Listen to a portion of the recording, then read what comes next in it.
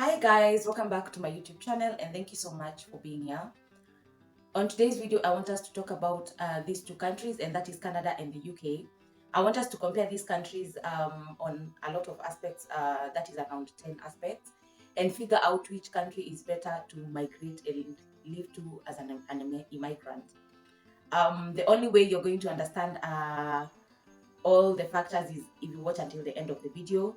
And I hope I can explain as much as I can. I've been doing a lot of research on these two countries, so I really hope that I'm going to give you consolidated info and info that can help you to make a decision for you to move.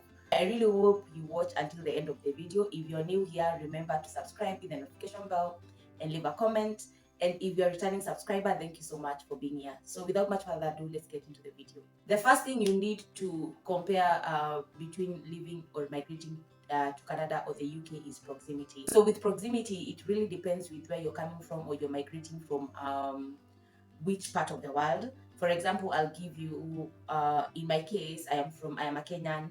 So if I do some proximity between traveling between Canada and the UK, from JKA, that is Jomo Kenyatta International Airport in Nairobi, to Heathrow in London, that is usually 8 hours, and from JKIA in Nairobi to Canada, that is Ontario, or yes, Ontario, is around 12 hours. So that is one of the many factors in proximity that you need to look at, or matters how close is where migrating to from home, because sometimes you really have emergencies, you need to go home, or you just want to go home maybe once in a year or twice annually. So these are things that you should factor out. Also, there are things like when you're around the UK or when you're in London, or generally when you're around in the UK, you can get to London and, for example, take a 3-hour train from London to Paris. Um, and also traveling around Europe is very easy and very cheap. I said those are the very many advantages of why I chose to relocate to the UK over all the other places that we were considering. Whereas Canada is a very vast, it is a very big place. So you might find yourself in 3 or 4 hours, you're still in the same country. Whereas there are not a lot of aspects of you seeing more than Canada, because already Canada itself is twice as big as the UK. So these are the kind of factors that you need to be looking out for, because it is very important for you to go to a place where you feel like if you want to see the world, you can access the world from as easy as ABCD. But also that is not the only factor. But to some people who value travel, UK might be very favorable for you, because from the UK you might access a lot of Europe. Since Brexit, things are changing from January of 2024. If you want to go to now to the larger all the places of Europe, you need a Schengen. It was not that complicated before, but right now things are a bit complicated. But really, it is not that complicated for if you're in a country in Europe or if you're in UK to visit anywhere around the Europe. The second thing that you need to factor out is immigration. And in matters of immigration, I'm talking about visas. If you're going for education, if you're going for work, how easy is it for you to process these things? Right now, I know, like back in my country, there has been backlog of people who want to migrate to Canada of up to 8 months. They're actually being told 3 to 8 months, because there's a lot of applicants who want to go to Canada. And that is because in Canada, there is something called PR. You can apply for PR when you're back in your own country. And once you get that PR, you can easily migrate to Canada. In the UK, things are very different. If you want to migrate to the UK, you must have a job, you must have a work permit, or a work permit that allows you to apply for the kind of visa that the kind of visa that you qualify for. Could be tier 4, could be tier 2, could be a skilled work visa. And if you want to also come to the UK as a student, you must have a college acceptance letter and go and apply for your student visa. So the UK is a bit complicated in matters getting visa, in matters immigration, whereas in the Canada things are a bit easier if you go through the PR route. Also, it is very easy for you to later bring your immigrants to Canada compared to the UK. The third thing that I'm going to talk about is PR. As I've said previously, in the UK there is nothing like PR. You have to get your paperwork before moving to the UK. There is no shortcut. In the UK, there is no shortcut. You must have your papers for you to move here.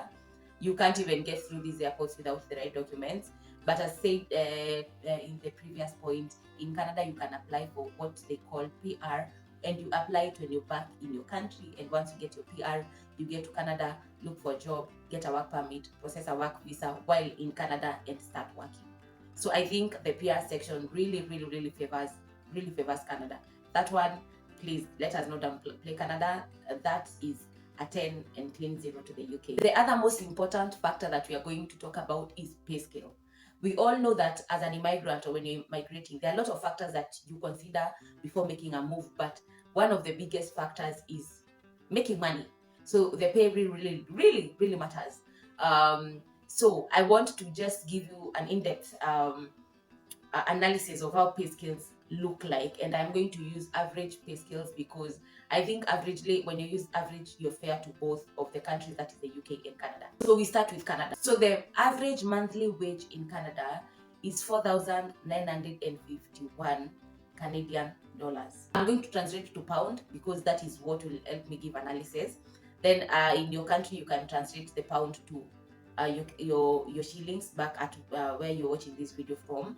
So the monthly wage in Canada in pound is 29.50 pounds. Whereas the UK, the monthly wage is 2,076 pounds.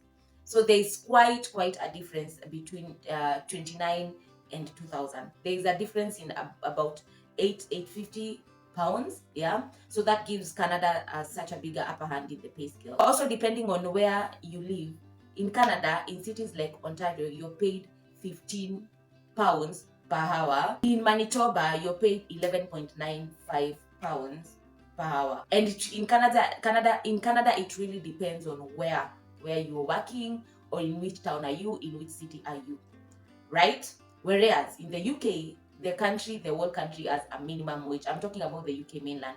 I said it is very different compared to the islands because of a lot of factors, but in the UK mainland, the average pay per hour, or the average wage per hour, is 9.50 pounds. That is the average pay for the whole of UK mainland. Let us consider another factor, and that is the cost of living.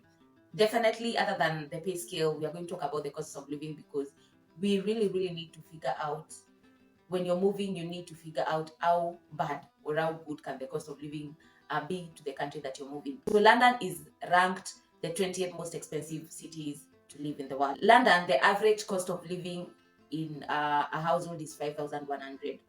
While in Canada, the average cost of living is 43.58. That is pounds. London is 5,100 pounds, and in Canada, specifically Toronto, is 43.58. Or let us compare for a single person. The cost of living for a single person in London is 25.63 pounds, and in Toronto, Canada, is 1,848 pounds. To just give you a small snippet of what this means, it means that a normal lunch, a standard lunch in London, is 14 pounds, and in Canada, Toronto, it is 11 pounds. So definitely with that, you can really understand what it means like living in Ontario. And Ontario is also in Canada ranked one of the most expensive places to live, or cities to live in Canada. And also London, one of the most expensive places to live in the whole world, and definitely in the UK. So, and it also really boils down to which place or which area or which city you're moving to. Some of these decisions, sometimes I tell people, I've seen people come to my inbox and they're so quick to dismiss some of us who really moved to the islands in the UK because they have these fantasies that they feel like they want to go to Manchester, they want to go to London. And I tell them one thing: when you come to these countries, the goal is to save or to make as much money as you can. And sometimes when you move to these big cities, you'll not be able to do that. And I believe some of these places, if not all, really offer a good amount of job opportunities. So for myself, I actually advise someone, it is way better to start in these as small, quiet places or cities. And if you're in the UK, look out for the islands. If you want to start in the islands. And you can now, when you feel like you've saved enough, when you feel like you're feeling like you've outgrown, you want a change, and you have the money that you can afford these lifestyles in the big cities in the UK or in the Canada, you can move.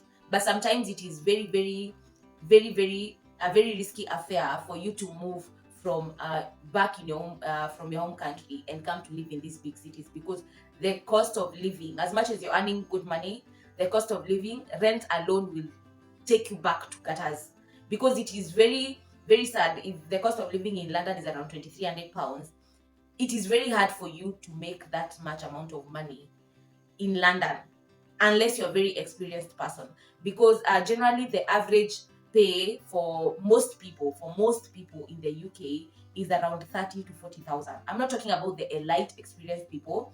I'm talking about entry level is around 2,000, 20,000, sorry. Entry level jobs are around 20,000. So if you came to the UK and you got a job that is around 20,000 annually, that is around £1,500. £1,500, and you want to live in places like London, where the cost of living for a single person is 2,300. That means you can't even afford, unless you're in a shared apartment. Sometimes, which are nightmare. Sometimes you're living with people you do not know. They come from different ethnicities, from different, sometimes people want their own privacy. So I tell someone, when you're looking out to move, look for places, or look for cities, or look for towns that are a bit quieter, that are a bit cheaper. I said I will do a consolidated video on places like North Ireland, where cost of living is way, way cheaper than in England. Some of these places are very, very good if you want to start your life as an immigrant. Then when you feel like you've done it, you've saved enough, and you've grown career-wise, you're now at the senior level or the mid-senior level, you can move to these big cities. Definitely the factor number 6 that also you want to factor as an immigrant is tax. This does not make any big difference. Actually, tax-wise, UK is cheaper by 2%, of which it is not a lot, but to some people, I think it will factor or be too much for them. So taxes, both countries are between 30 to 35 to 40%. UK mainland is 40%. Remember, taxes are calculated in pounds, so it is not your salary multiplied by 40%. It is actually, here all salaries have bands. It is not like back at home in most of the African countries, where it is just a specific 30% or 40% figure that you multiply. Here, all salaries have band scales, so you use the band scales to calculate your tax. It is, again, I'll go to the point that in UK islands, the taxes are mostly 20%. Yep, so look out for places like Jersey, that is the Channel Islands, Jersey, Guernsey, British Virgin Islands, Bermuda, Isle of Man, Gibraltar. Yeah, look for such places if you want to move to the UK and you want to pay less tax. Yeah, so tax wise, they're all on the same scale. The other thing that we are going to also compare is government benefits, and also here there are not much of differences, because when it comes to things like health, both countries offer free healthcare. When you come to education, both countries offer free education. The UK system is from primary to nursery, that is to high school level. In some islands in the UK, you get up to the university level, depending on where you're living, or on which island you're living. Also, in matters UK, in matters education, places like UK, you get to do your masters. You have option of doing a masters in 1 year. Canada, your masters must be in 2 years. Cost-wise, it's the same, but generally, if you look at it in matters time, UK saves you more time and also less expenses, because if you're living or you're doing your masters here and you've been here for 1 year, that means you pay less expenses. Also, it is good for me to mention that UK boasts around one of the best universities in the world. So that, I don't want that to be taken away from the UK. UK is very well known for standard and good education university-wise. So I think they have fair chances. But if you're coming here for your studies, I feel like UK will be a good place for you to maybe put your head first and see how things are going to work out. The other factor that people really consider, some care about it, some do not, it is weather. Definitely here, Canada carries the crown for extreme weather. Canada winters are so extreme that they go as high as -1 and as low as -7 in winters, whereas winters in the UK just are barely on the highest negative. They are actually, sorry, on the highest they are 7, on the lowest they get to -1, -2. The weathers in UK compared to to Canada, UK is really favorable in matters weather. Also, it is good for me to mention that UK does not snow as much when you compare UK to Canada. And that is because to some point Canada borders US or something. There's something to do with the geography. But the snow in Canada is extreme. The UK, the snow is not as much. So if you a person who really values good climate, you can look out for both. And also, it is good for me to mention all the islands in the UK, they are not really, really extreme. Compared in the case of where I am, Gibraltar does not snow at all. Our worst winter this year was 7 degrees. We never even got to 0 or -1. And our summer was summer because there is a day in summer we go to 37. So if there's something people love about Gibraltar is the factor that the weather is perfect. You're getting the summer that is supposed to summer, and the winter is not as extreme. So is Isle of Man, so is Bermuda, because they're all on the coastline, and so is British Virgin Islands, and so is Channel Islands. The Channel Islands in the UK have really, really favorable weather, and that is why most people, or people who have knowledge about these islands in the UK, want to really move there, because the weathers are not extreme. Other than the population being very friendly because it is not that crowded, the weathers are not extreme. The number 9 factor, or the other factor that we need to put into consideration, is crime and safety. We are going to compare Canada and definitely the UK. So in this case, the crime index in Canada is 43.65, whereas the crime index in the UK is 46.59. So Canada is more safer than the UK. I was actually so shocked about this because I thought the UK is safer, but I think I was basing it on where I am. In Toronto, their crime index is 41. London, their crime index is 53. So again, that tells you Canada or Toronto is more safer than being in London. When you look at the safety scale, Canada is 58 on the safer side, on you being safer when you're in Canada, and the safety scale in the UK is 46. So that again means Canada is way safer and the crime is less when you compare it to the UK. Number 10, and the last thing that you need to consider, it might matter to some people or it might never, it is holidays. For me, it is a big deal because sometimes when work bombards you, you really need to relax.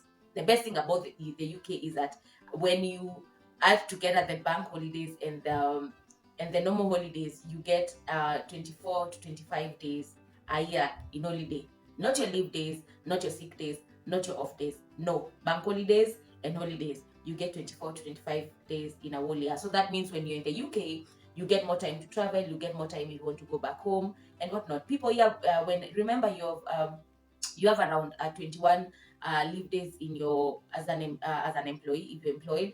If you add 21 to 25, that is more than a month. So sometimes people really take 2 weeks off to go home and takes another 2 weeks off to vacation. You really get it holiday wise in the UK.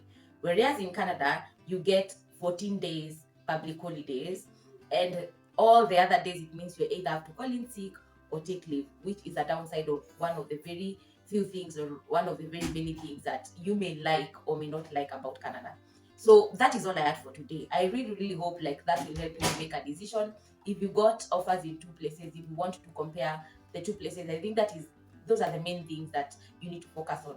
Mostly I tell you to focus on the cost of living, on the pay scale, on the security matters. Security is really vital. Also things like the government benefits, that is matters, free education, healthcare. You need to look out for these things, because I remember I say when sometimes you're making this move, you want to be in places that you can get as much as you can from these governments. If you're coming from governments like the ones we come from in Africa, no pun intended, you really want to go to places where the government is really working for the citizens and for the immigrants who are there.